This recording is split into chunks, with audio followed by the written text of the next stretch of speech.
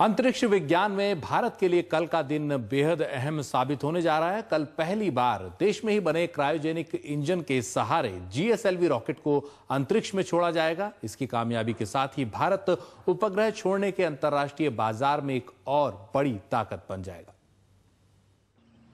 जितना विशाल उतना ही ताकतवर geosynchronous satellite launch vehicle GSLV अपनी उड़ान के लिए पूरी तरह तैयार है, अपने देश में बने इंजन की बदौलत। इसकी कामयाबी देश के लिए अरबों डॉलर के बाजार के नए रास्ते खोल देगी। ये पहला मौका है जब GSLV भारत में बने क्रायोजेनिक इंजन के साथ उड़ेगा। इससे पहले GSLV की 5 उड़ानों में रूस में बने क्रायोजेनिक इंजन इस्तेमाल किए गए थे। क्रायोजेनिक इंजन टेक्नोलॉजी बहुत कॉम्प्लेक्स है। पहले बार हम करते हैं इसका टेस्ट फ्लाइट में। ये तो इग्नाइट करना है, उधर उसका काम अच्छी तरह करना है और ये सैटेलाइट ऑर्बिट में इंजेक्ट करना है। और ये अचीव किया तो भारत विश्व में 6th कंट्री होगा ये कॉम्प्लेक्स टेक्नोलॉजी लेने वाले।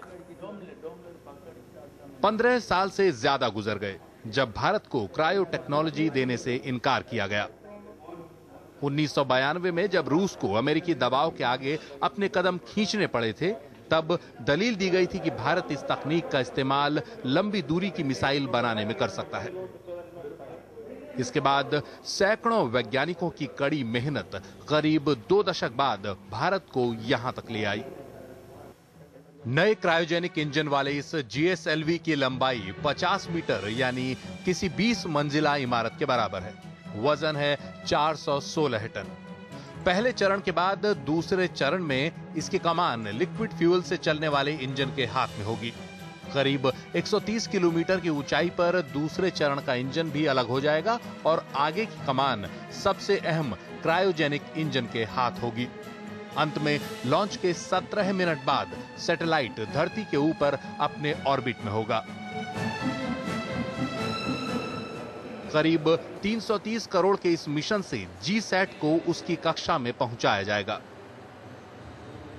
2200 किलोग्राम के इस एक्सपेरिमेंटल सैटेलाइट से टेलीकम्युनिकेशन के साथ GPS सिस्टम में भी सुधार आएगा।